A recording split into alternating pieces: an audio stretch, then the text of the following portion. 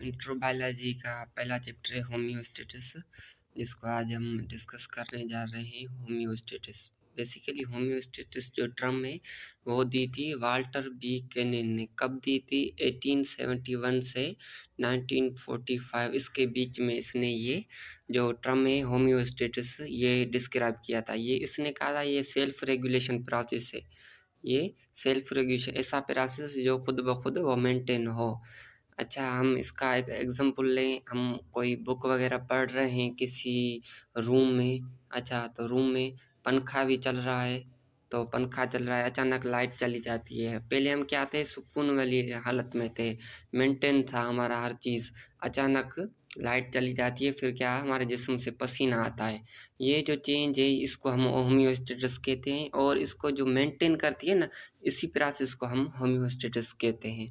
ऐसा प्रोसेस जो कुछ कंडीशंस हैं वो चेंज हो जाएं, जो हम मेंटेन ना कर सके, वो आफ्टर बाय समटाइम्स हमारी बॉडी जो है वो कोई ऐसी चीज़ रिलीज करे जिससे हमारी चीज़ वो मेंटेन हो। उसको हम क्या कहते हैं? होम्योस्टेसिस।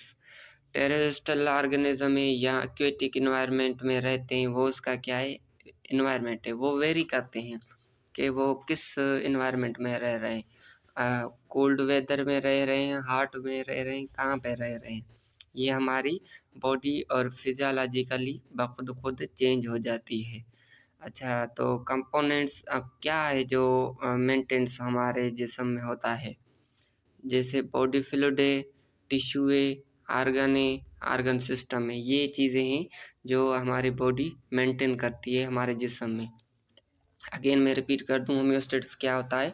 ये एक मेंटेनेंस होता है, यानी हम कोई सुकून वाली हालत में बैठे हैं, अचानक हमारा जिस्म जो इंटरनली वो इम्बैलेंस हो जाता है, उसको बॉडी ऐसा मैकेनिज्म सीक्रेट करती है कि वो इक्विलिटी में आ जाए, ओरिजिनल पोजीशन में आ जाए।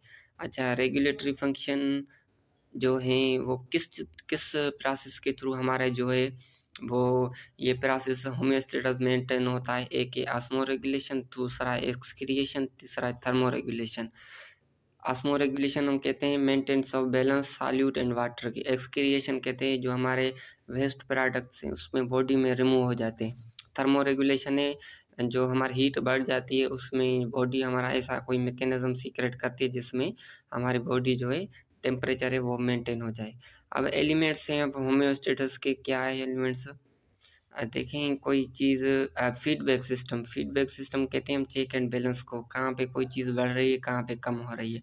अब हम कैसे पता चले कि हमारे चीज़ में जो है वो हीट जो है बढ़ रही है, कम हो रही है? ये एक special type of the cell होते हैं जिसको हम क्या कहते हैं? रिसेप्टर्स।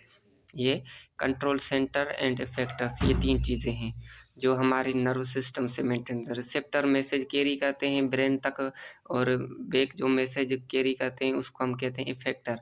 ये सारा ब्रेन डिसाइड करता है, फिर कोई ना कोई ऐसा मैकेनिज्म सीक्रेट करता है जिस पर हमारी बॉडी मेंटेन होती है। जैसे स्वीट ग्लैंड्स को मैसेज देगा अब पसीना रिलीज करो। पसीना क्यों रिलीज करेगा? क्योंकि ये एक कूलिंग प्रोसेस है। इसके प्रोसेस के थ्रू हमारी बॉडी टेम्परेचर मेंटेन होता है।